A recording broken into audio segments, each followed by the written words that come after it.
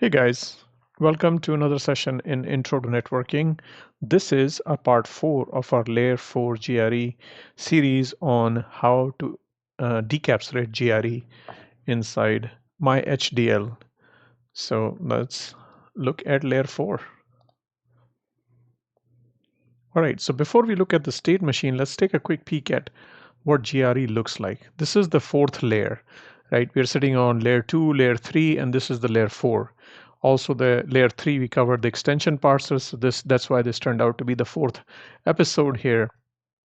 The thing to point out here is that in GRE, there are a bunch of optional fields which extend the length of the header. So if we detect these CRK, you can see the checksum present, key present, sequence number present. If these flags are set, then the header is much longer. And so the first thing we do is detect these flags, and based on that, we set the size of the header. And once we know the size of the header, we just have to skip over those many bytes, and that's where we will detect layer 5, and that's all we want to do. So if you now look at the state machine, you can see that we reset into the idle state once the start of the layer 3 start for that packet comes. We go into the data state, but while we are going to this layer, we will extract whatever we need to extract right here, because remember there are 32 bytes in the clock cycle. So we may be able to extract whatever we need to extract for that layer 4 GRE.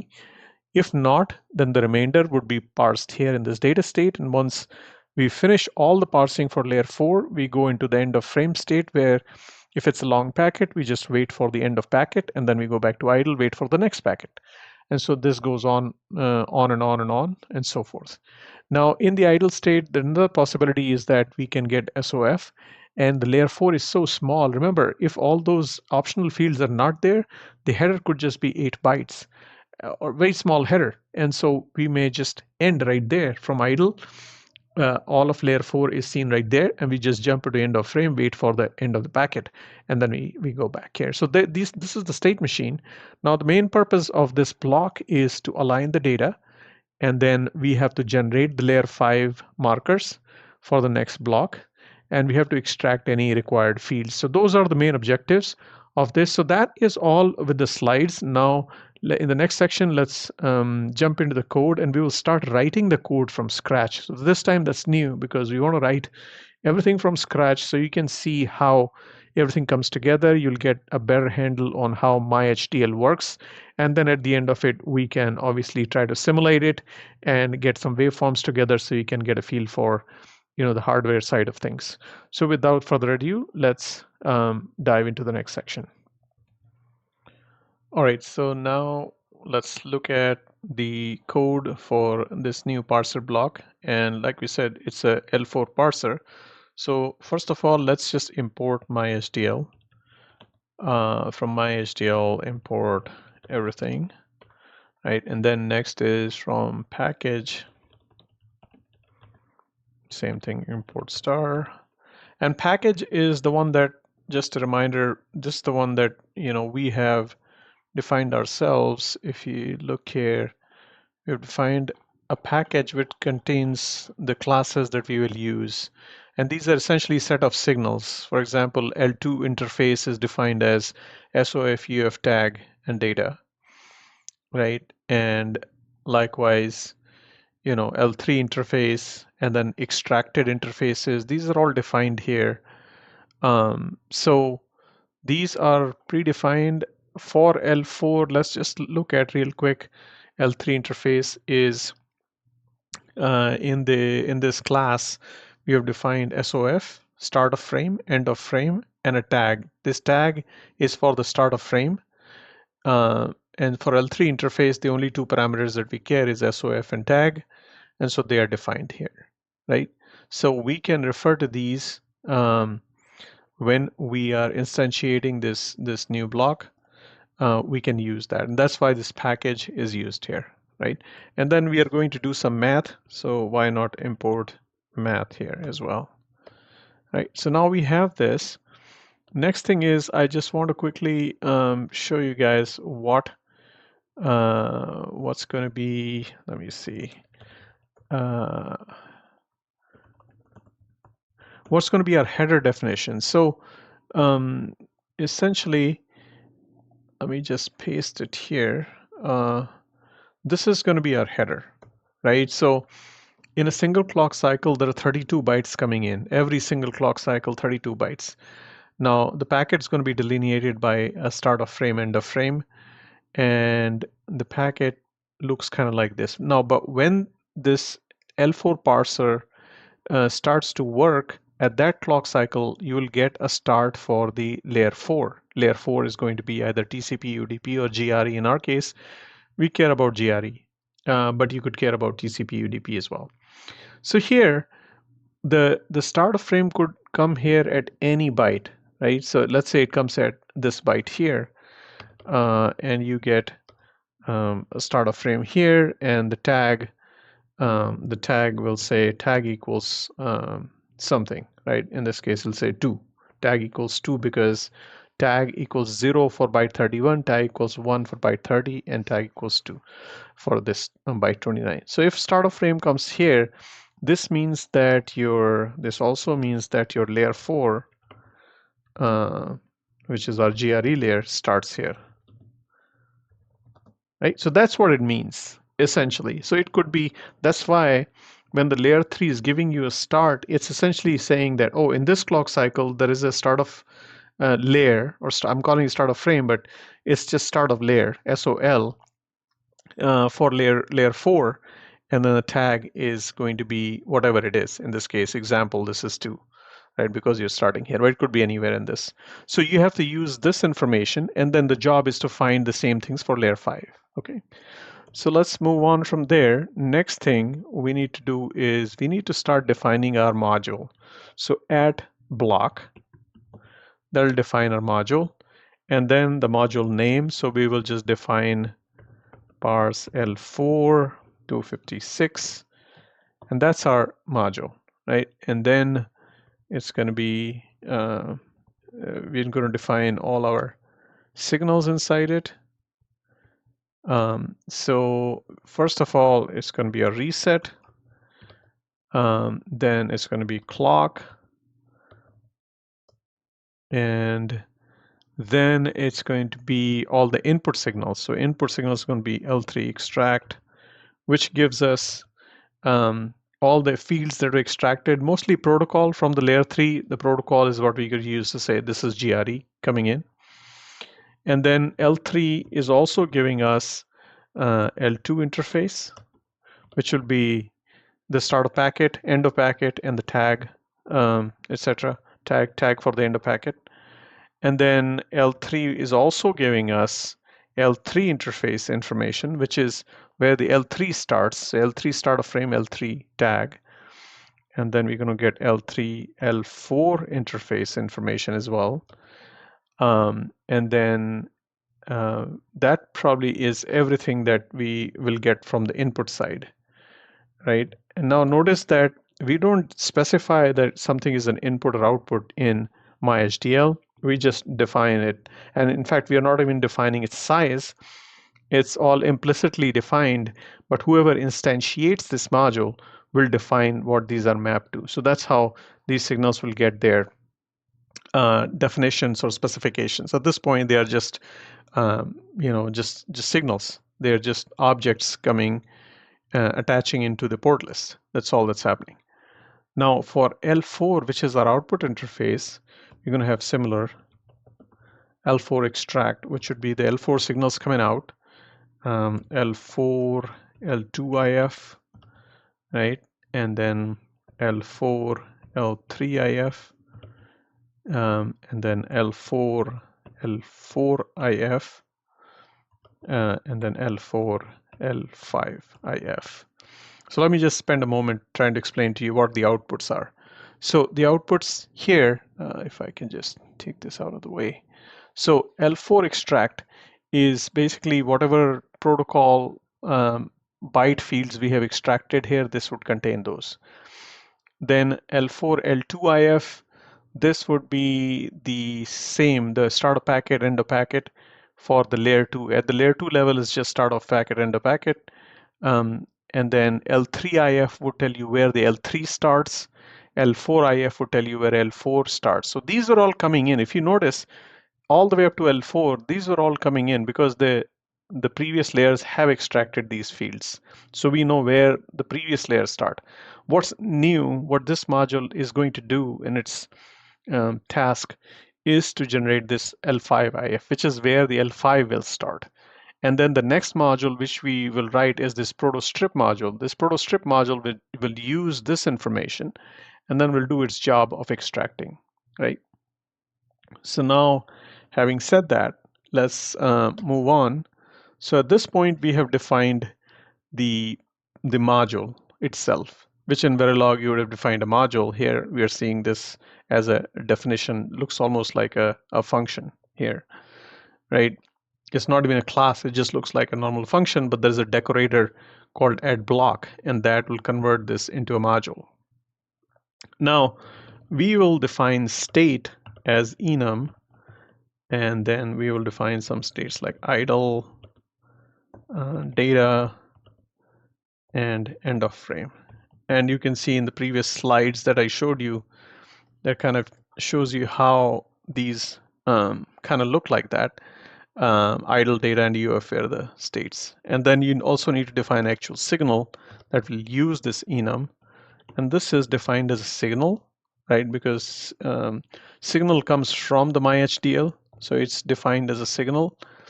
And then signal can be defined straight as state.idle. And so that is our state definitions. Now, I'm not going to define all the, but I'll leave some space for creating signals and initializing signals needed inside our module. Right, so this will be the placeholder where we will, just like Verilog, if you need to define registers, wires, etc., this will be the place where we'd come and add those, right? So at this point, that's kind of what we've got. So now, moving on from here, next thing we need to do is we will start to define something for, I guess, the first part, which should be, first part of our logic is going to be to generate aligned data. So just as a reminder, if you go up here, I wanted to show you, I think I mentioned this in previous videos, that it is very important in parsers, especially multi-byte parsers, is if you leave this SOF here, then the parser has to try all possible combinations. What if your start of frame was here? Then it has to extract certain bit fields a certain way. And if you started here, then it has to do it a different way. So usually the trick that is applied is that wherever the start of frame is seen, which is where the L4 starts, we just push it up. We align it to the top of the byte 31, we move it up. And once you move it up, you have to shift everything up so that the data can be extracted from that. And then that is what we call as aligned data, right? So we have to make sure that once the SOF comes, we shift data to create a replica. Let me just also call it a replica data. And this data is essentially aligned to the top of the byte 31, which is the top of the byte, right? So that's what we will use. And then essentially that's what we'll do next. Okay. Okay, so here what we will do first is define an always block. So at always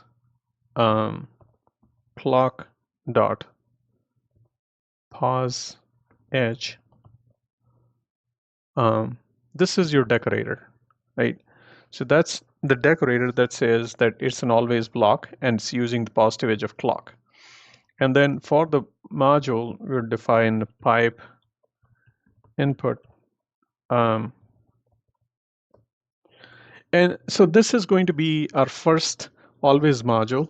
And we are using the incoming data and we are aligning it such that we get our data aligned to B31. So we have to take all the input signals and we have to kind of delay them by 2 flops. So what we'll do is that we will take the L2 interface. So first thing would be L2 interface delay by 1/2 clocks. And the next thing we'll do is L3 interface delayed by 1 and 2 clocks. It's not half clock, it's actually 1 and 2 clocks. And 2 clocks, same here, 1 and 2 clocks, because that will be enough for us to extract our aligned data.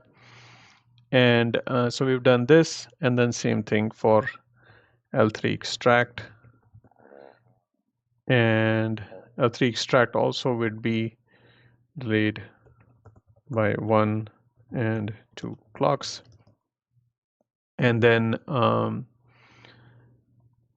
finally, I think L4 interface also. L4 interface also needs to do that. L4 interface delayed by 1 and 2 clocks. So in a sense, with this delay, we'll prep it so that we can do the alignment of data, and I'll show you how alignment happens. So I don't want to take too much time showing this. I'm gonna pause the video and fill it up real quick. Okay, so I have now filled up some of this. So I just want to show you how it worked. So L3, L2 interface, this we will define as an object, and this underscore D and underscore 2D are now also objects. Now, as I showed you from my package file, that these classes were defined to contain some signals. So the elements or the members of these classes were SOF tag, EOF, and data, right, for L2IF. So what we have to do is that we have to take the input signals that are coming in and flop them. Now, one special thing about the myhdl is that it doesn't have this non-blocking assignment and blocking assignment. So what it has is that every time you make an assignment into a register or a hardware construct, you have to use this dot next, right? So dot next is basically the assignment operator, and this is a clock edge sensitive block. So basically this is edge sensitive assignment, and you will get a sequential logic here. And so we have essentially got delayed versions of L2 interface, 2 clock cycle delayed version of L2 interface. And then very similar to that, you've gotten delayed version of the L4 interface and 1 and 2 clocks. You've got the protocol next header and version information also delayed by 1 and 2, right, from the previous block. And then finally, you also have the L3 interface delayed. Now, this is kind of set up everything so that we can define our basically the next module, which is the alignment, the next, not module, but the next always block, which is going to align the data. So let me pause here for a second so I can set that up, and I'll be back. All right, so now we are ready to add the aligner block. So that again, we're going to add at always clock dot pause edge, right? And then now we are ready to align this data because we have delayed versions of our all the interfaces, the L3, L2 interface, L3, L4 interface, and the extracted values of the L3 interface. We have everything all set to go. And now we are writing up the always block that will do the alignment. So let's just look at how it will happen. So again, we will do something very similar. We will define a pipe align block. We're just calling it pipe align. And then we're going to start aligning, right? So now let's just define our algorithm. So we are aligning, the data that is the incoming delayed by 1, right? And also delayed by 2. So we are using these to form our align signal. That's the algorithm.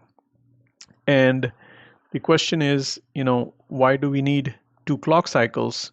So you can see that if you align data to reach the top, you may need the data from the following cycle, which is into the future.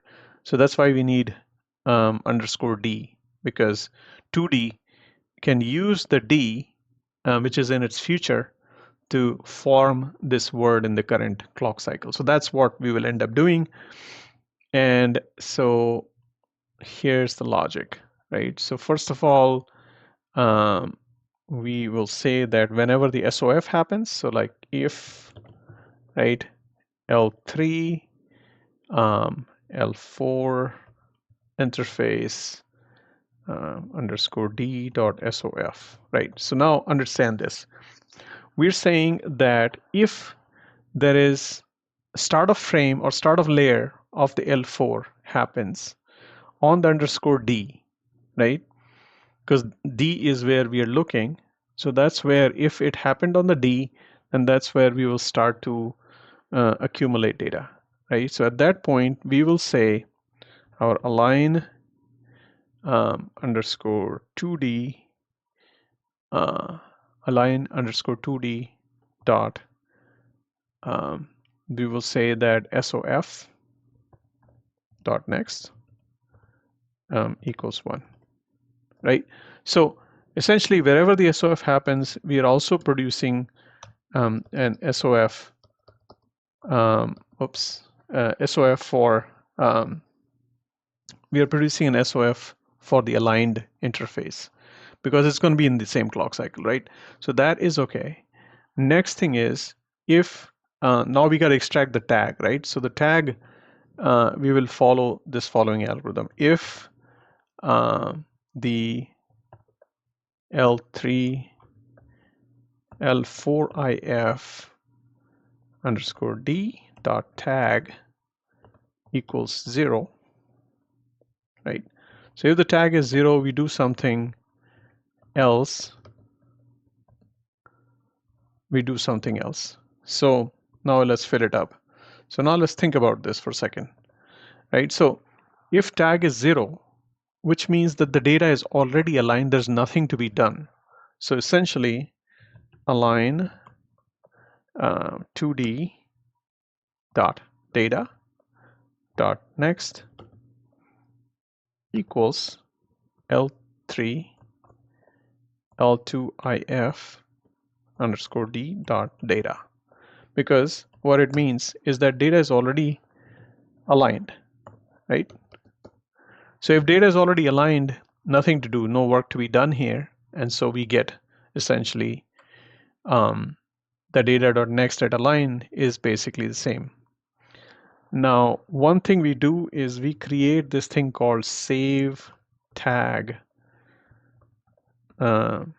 And save tag is basically saying when we did the alignment, what was the tag that was coming in, right? So we save it so that the state machine can then use this information in future, right?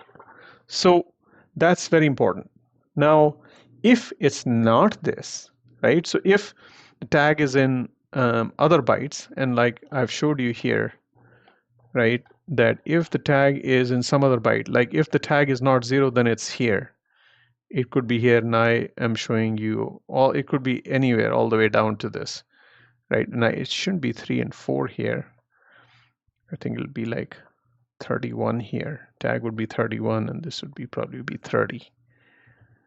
So whatever the tag is, we will have to save that tag. So here we will need to do some calculations. So we define another variable that will say convert the tag into bits, right? So L3 underscore L4IF underscore D dot tag times 8. So this converts bits, whatever the tag was coming in, we convert that into however many bits, because we can use these bits to shift. Now here, align underscore 2D dot data dot next, right? That equals, now we have to come up with two things, because the first part would be to mask out the data before the start of frame, and then we need to bring in, we need to push the data up, and then we need to bring in data from the next clock cycle, which is the remainder, right? So what we will do is, first of all, we will take all the data. No, first of all, we will define a mask, right? So we need to define a mask here, which we will call the data mask, right? So okay, so we've defined, actually I just added two lines, so I had to think for it for a moment. So we defined this data mask, which is essentially this 2 to the power 256 minus 1, which should be 1 in all the bits of 256-bit vector, right? So this data mask is essentially taking 256 bits of data, right? So now what we can do is we can now use this data mask to shift our data, right? So what we have to do is that first we can shift, right? So L3, underscore L2 underscore D dot data. And this is all of the data, that is 256 down to 0, right? So we take all that, we left shifted by BPS, right? So now we know that if we shifted by where the tag was, then whatever was at the tag position, oops, sorry, I made a mistake here. Oops, there. And we shift it by BPS. So whatever was at the start of frame is now at the top, right? But whatever was above the start of frame is still there. So we have to eliminate that. And so what we have to do is that now we have to end, right? We have to end with dmask, right? And so let me show you what that is. So dmask is basically just a 256-bit vector, right? So it's a mask for eliminating anything that's above that. And that's not all. So when you do this, what will happen is that you will now need to bring in data from the next clock cycle, because if tag has moved up, then you need to bring some data from the next clock cycle and put it in here, right? So what we need to do is L3 underscore L2 dot data, and then the upper bit, so 256 down to 256 minus BPS, right? So that is kind of how many bits, because we shifted by BPS, so we need to bring in 256 minus BPS bits in to fill the void that we created, right? And so this will be basically, this whole thing is BPS number of bits, because we have shifted up by BPS, so we've thrown off the upper BPS bits, and we bring in the same number of bits from the next clock cycle, and we will basically need to OR that. So what we need to do here is a logical OR operation. So that's the new data, right? And so that's our align data. And then just like the save tag, save tag 2D dot next equals, right? So now the tag is the same, right? So L3 underscore L4 IF underscore D dot tag.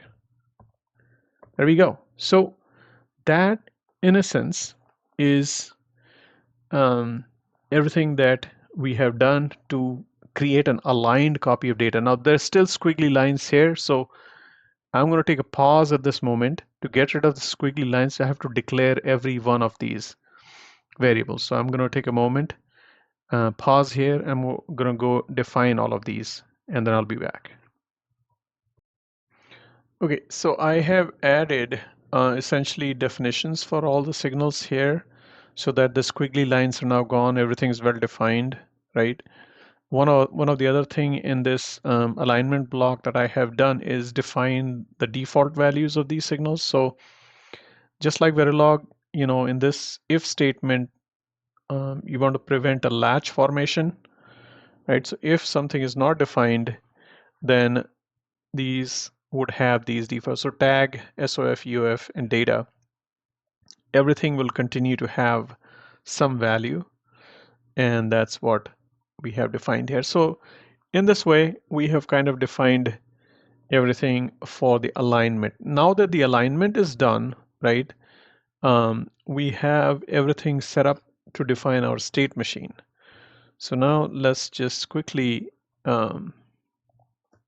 circle back, right? So we note that each clock is 32 bytes, and then we have this data. And let's say the layer 4 start, which is coming from the L3 parser, is here. It's indicating that, let's say the tag here, at this byte 17, if this is 31, then at 17 the tag is 14, because tag is 14, and it means 15 bytes are counted up to here, right? Because there's 31 down to 17, there's 14 bytes. Sorry, 15 bytes including this, right? So 15 bytes, and then what we have to do is that we have to figure out where the next tag would lie, right? So this is L4. What we really want to do is, this job of this parser is to find L5 start, right? And the tag would be what? So we still have to figure this out based on whatever the contents of this L4 are. This is our objective, right? This is going to be our objective. This is what we are given by the previous stage parser, is where the L4 start is happening. And then we will use that information and find our L5. So let's start with that. So before we do that, I'm going to define the same state machine that we saw earlier in our slide deck. I'm just going to define that here real quick, right? So that is the state machine we will try to build right now. And so what we want to do here is that if we are in idle, and if we detect the start of the L4, and obviously this is aligned data now, that which we have already got our aligned data here. So with the aligned data, when we detect the start of L4, then we will extract all the fields and the data, and then we'll start the fields and we'll go to data or EUF. And now the distinction between going to data and EUF is, if the L4 is small, then we can just go straight to EUF, right? And if the L4 is very large, then first we go to data, keep extracting the layer 4, and then once we find the end of L4, which is the start of L5, then we go to EOF and we finish off the packet. Now, when we are in data state, we basically keep counting the L4. And once we reach the end of L4, L5 starts, then we go to EOF, right? Same thing. And then in the EOF state, we wait for the end of packet, which is the L2, right? When the L2 ends, that's where we go back to idle. So this is a very simple parser. Now we will try to define this state. So we again need an always block, right? So always clock dot pause edge, right? And then we will call this our SM logic, right? So we have our state machine logic, and then just like Verilog or VHDL, you have to define if reset were to happen. So if reset is low, in my case, I'm using active low reset. If reset is low, then state needs to be idle, right? And else, and Python is going to not like this, so else now we will have our logic, right? So again, there may be some initial states, initialization of variables here. So I'll leave that for now till we get our state machine in order, and then I can fill these back just like we did earlier. I can quickly fill them once I know what variables are needed. So now we need to define three main sections of the code. So first of all, if just like a case statement would define what the states are. So if state equals state dot idle, right? If we are in idle, then we do something. And likewise, if state is data,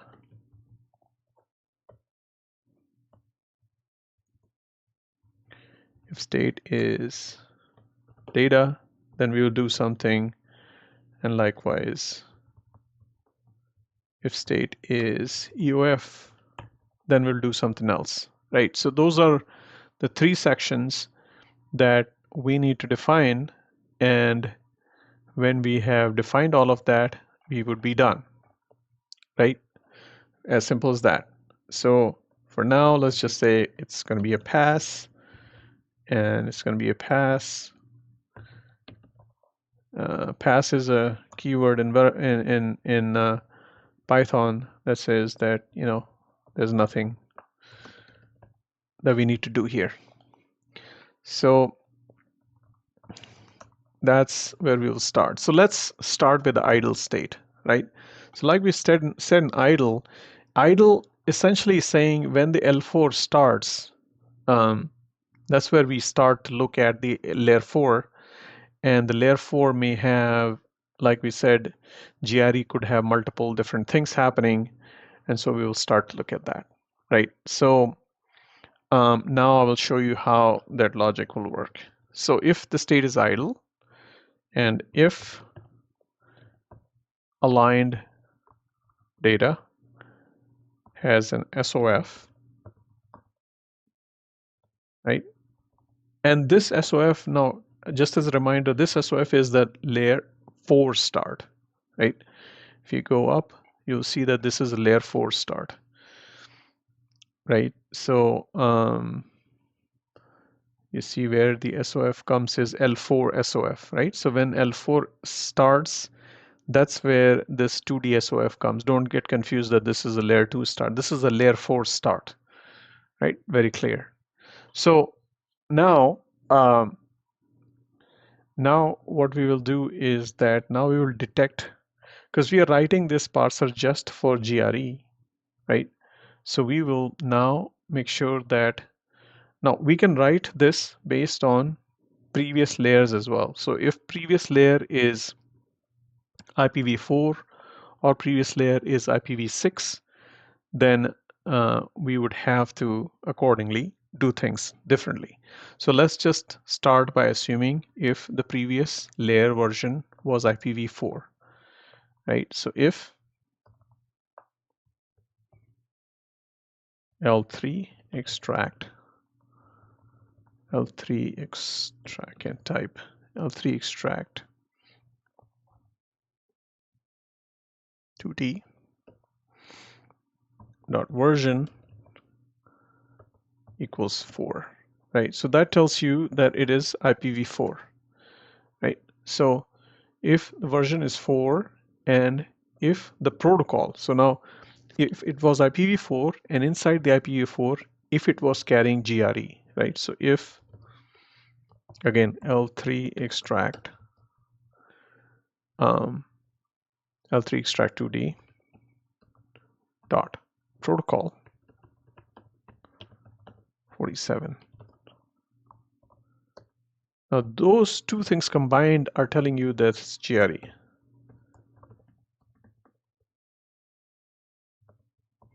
And this is just a Python variable, so we don't need to do dot next, right? And that is a problem here. We're getting squiggly lines again. EXTR ACT EXT, I can't type. Extract. Okay, so now that's good. It's all good here. So GRE is detected, right? And that's something that we have gotten if IPv4 was there. Now, if the same thing, if it was IPv6, same thing has to happen, right? So we could write it different ways, but I'm just going to copy this.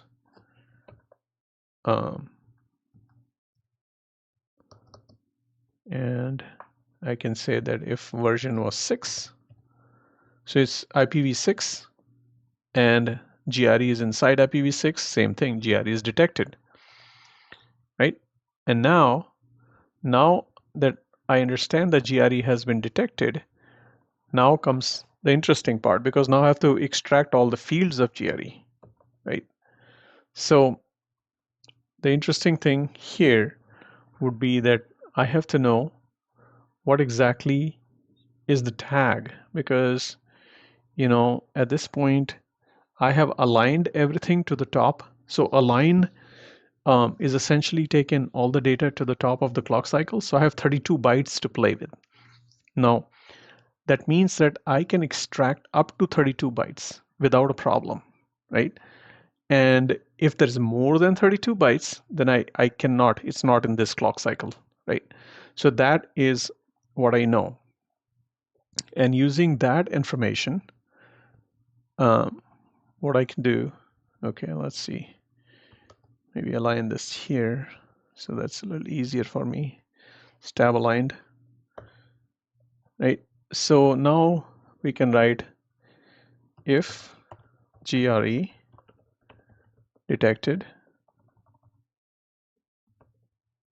right? So now we've got GRE, right? So we know that GRE has been found, whether it's IPv4 or IPv6, we have found GRE. And we know that the protocol is 47, right? Or hex 2F, right? That is what we know, that GRE has been detected. Now we will start extracting the bytes within this. So now we will say L4 extract, right? Dot L3 prot dot next equals 47. Now, just as a refresher, don't be confused by this, because what's happening is that we are now extracting the fields for the L4, right? So now we'll start storing some of the data in the L4 extractor, and so we will build that up, right? And so if you go look inside the package, right? So if you go look inside the package, you will see these fields. So if you go in L4 extract, so L4 extract has this GRE prot, GRE options, GRE L3 prot, L3 prot length protocol. So all these fields, source port, desk port for TCP, UDP, etc. So all these are there, right? So in a sense, this all is there. And so now we can just extract those bytes. So we extracted, for example, we just quickly we didn't extract it, this was just given from what we've already done. So now we will extract some of the fields. So let's just take the options, and let's also take the protocol field out. So I'm just going to add those, right? So now let's take a look at this. I already formed this. I already thought about these. So basically, we have GRE options and GRE protocol. These are also being stored in that. So I will extract this from the aligned data. Now keep in mind, this is very interesting because we have already aligned GRE to B31, right? You can see that. I'm able to extract it, not at some tag location, but at the top of the byte, at the top of the word. So 256 down to 240, I extract 16 bits, right? That is my options fields, and then I extract the protocol below that. So again, aligned GRE to B31. So I have extracted two major things here, right? All great. Now I have to now understand if the optional fields are all good. So next stuff is check optional field presence, right? So now this is what we get. So based on some of the top options fields, I'm going to extract these bits. So at the top here, in this word, this options fields are three key things: checksum present, key present, sequence present. These are extracted from 255, 253, and bit 252 of this aligned data word. Once I have this, then I'm going to try to create a tag, right? So let's create a tag for kind of where this would end, right? Because remember, our goal now is to figure out, we know where L4 has started. We now need to figure out where L5 would start or L4 would end. Rather, L5 would start, I would say. That's our next objective. So we will try to come up with a tag where this would end. So now is our calculation. So next objective is calculate where L4 ends, right? Because start is already known. We've detected GRE. We've found the bit fields, optional fields. We need to come up with a length of the L4 and figure out where it ends, and whether it ends in this clock or the next clock or any clocks following using the data state. So those would be the next action items. So now, by default, let's just create a Python temp tag. This is just a simple Python variable. Temp tag equals save tag, which was saved from our previous alignment block, right? +4. Okay, and I say +4 because that is the simplest possible GRE header, right? If all the options are off, then the GRE header is just 4 bytes. So wherever the previous tag was, 4 bytes later would be our L5 start. So this is easy, but now we are going to add more to this. So now the next logic is going to be the following. Let me just get my alignments right. So now think about this. So the basic default, or this is the basic length of L4, right? The smallest length. And if the optional fields are present, which is key present, sequence present, checksum present, then each of these would add another 32 bytes. So basically, we just take this variable and then we append or we increment it by that much, right? So let's just do a better alignment here. Okay, so very nice. So now we have gotten our temp tag, and now we just have to do the counting, right? So now all we have to do is that create a tag variable here. So we'll call this variable next tag 2D, and next tag 2D just tells where the next layer L5 would belong. So now that we have calculated this temp tag, we just assign it and we have to start counting, right? So how do we count it? Again, I've been thinking about it, so I'm just going to paste it here. So if this tag, whatever we have calculated, is greater than 32, which means that it does not fit within this clock cycle, then like we said in the state machine, you can go refer to the state machine. But if it's large, then we have to go to data state and start counting there. And we subtract 32 because we've consumed 32, right, in this clock cycle. So that is one. And the other is there's got to be an else here. Because what if, remember that there was another arc in our state machine, and that arc is that we can directly go to EOF, right? And that direct EOF means that the header is so small that everything fits within this clock cycle, then we don't need to go to data state and count some more layer 4 GRE. It's all done. If it, let's say it was only very small header and everything fit within this clock cycle, then you just extract everything and go to EOF, and there you just wait for the end of the packet. That's it. So that is all the logic we had for the idle state. Now let's look at the data state, right? So in the data state, it's going to be very similar, right? So we're just going to keep counting the next tag. So let's just get rid of this. So very simply, what we're going to do is, right? Whoops. Okay. So let's just align everything.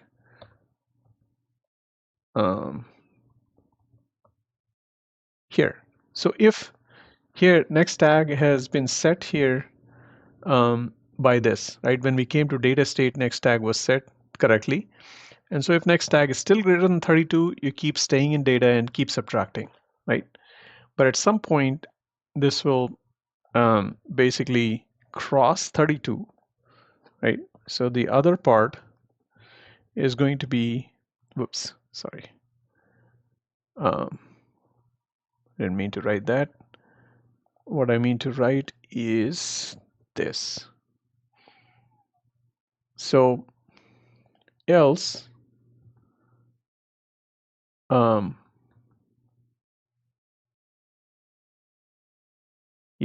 So else,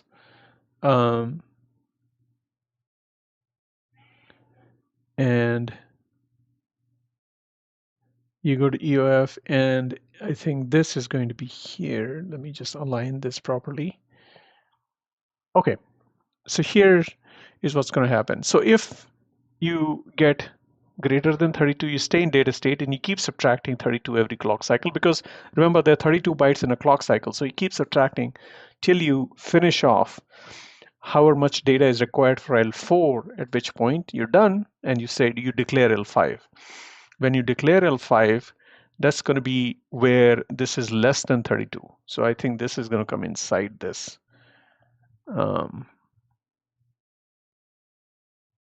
Right? So because when you see that this is less than 32, that's where you can go to the end of frame cycle and keep waiting for end of frame. But at that point, you have essentially found that you have your start of frame, because this is the L5 start of frame, because you have basically chewed all the bytes of L4, and then once you're at the end of that, you get L5, right? So this is the correct logic for that.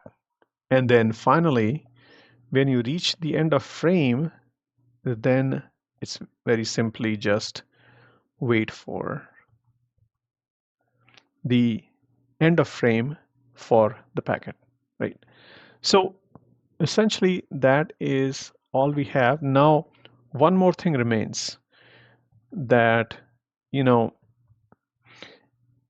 at the end of everything, at the end of all this function has to return, right? This function has to return at the end, and that return for this def is going to be, keep this in mind, that all the decorated functions that you have created, they should all be returned here. So let's just double check that we are returning everything, otherwise it's not going to work, right? So SM logic is one, then we had the aligner, pipe align was another one, and then pipe input. So we had 3 blocks, right? So all 3, pipe input, pipeline, SM logic. So we have everything here. Make sure that this contains all your decorated blocks, otherwise it's not going to work. And this is the name of the functions that you added. Now, one more thing that remains is that in the state machine, we have left this initialization. So I'm going to pause here and just quickly add everything that we need so that we're done, right? So just gonna take a quick pause. All right, so I've added everything here. Now let's just quickly revisit them. We did, okay, actually we didn't do UDP and TCP, so let me delete those. We just did GRE detected. So we just gonna initialize GRE detected, and then what we are trying to figure out is L5, L4, L5 outputs. So we SOF and tag for L5. That's what the main objective here is. And then we have L4 outputs, that is L4 L2 interface, L2 tag SOFUF, and L5 SOFM tag. Essentially, this is what we needed to output to create a L5 marker and L2 markers. So with this, we would have everything that we need, and essentially that's what we will output out of this, right? So that's the state machine that we had. And in the next section, we will just compile this and see if this works for us. So let's pause here. Okay, so the way we will try this is just run Python, and I've aliased my Python to mpython, so I'll just run that, my test bench, and it compiles. So there are no errors. At this point, the code is ready, and we can quickly check if it produces the right thing. So in our case, it has produced a test.vcd. So if we run gtk wave test.vcd, and I can pull that waveform in here.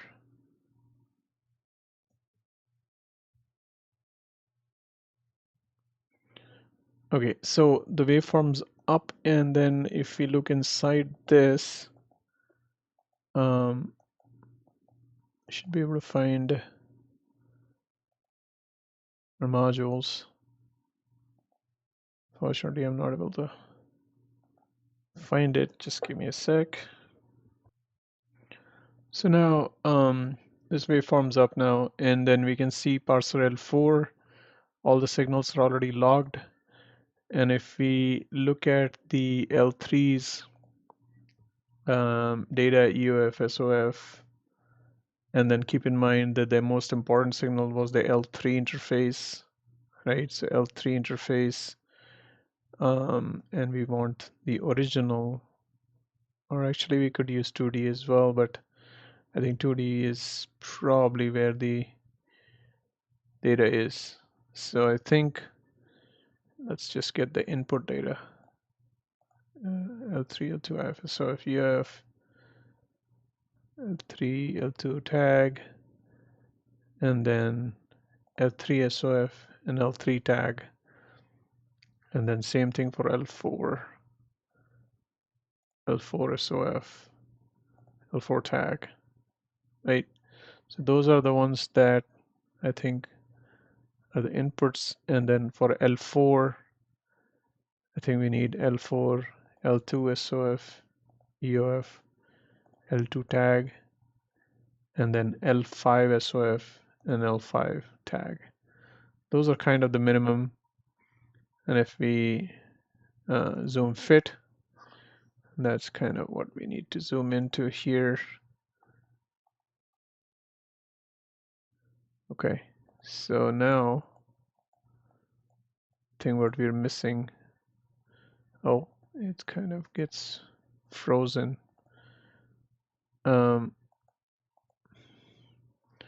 We have to wait here.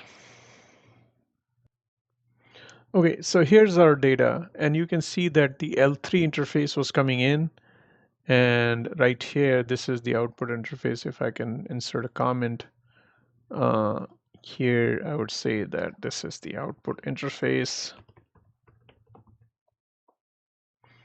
And the output interface is detecting a L5 SOF and L5 essentially 4 bytes later, right? So 18 was where the L4 SOF was, and at 22 is the L5 SOF, right? So this is what the waveform is showing, that it looks like 4 bytes later. Obviously, there's 2 clock cycles delay here. Actually 3 clock cycles, which is what the pipeline delay for this parser block is, 3 clock cycles. So 3 clock cycles would be, if you delay this by 3 clocks, it will be exactly on top of this. So next we will just confirm using a Wireshark that the GRE was just 4 bytes long. And if that is the case, then we have correctly identified the L5 and everything looks good here in this parser. So let's just look at that next. Okay, so I'm just going to run Wireshark here. And then with Wireshark, we can just identify that it was IPv4 and GRE. And the GRE was only 4 bytes long. Here you can see that the GRE was 4 bytes long, right? And it contained protocol of 0800, which is IPv4, and the flags were all 0. So it's not containing any of the optional fields. And so we have correctly extracted everything. And inside this is IPv4.